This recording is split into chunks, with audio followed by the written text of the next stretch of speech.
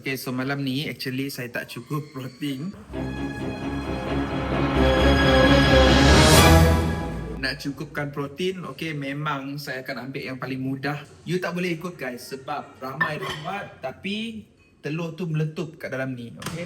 So microwave saya ni dia boleh. Jadi you all jangan buat macam ni, okay. So saya just letak ni 3 minit dekat low. Kita letak sini dulu.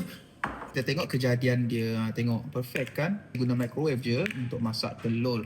Actually saya punya kaki, saya punya badan semua sakit guys. Okay, lepas workout lah. Jadi saya memang terpaksa makan cukup protein untuk recovery. Okay, dia ada complete amino acid profile yang badan kita perlu. 4 biji telur ni dalam RM2 je guys. Kan, RM2 je. Kita pecahkan ni. Okay, just very simple. Mix dia.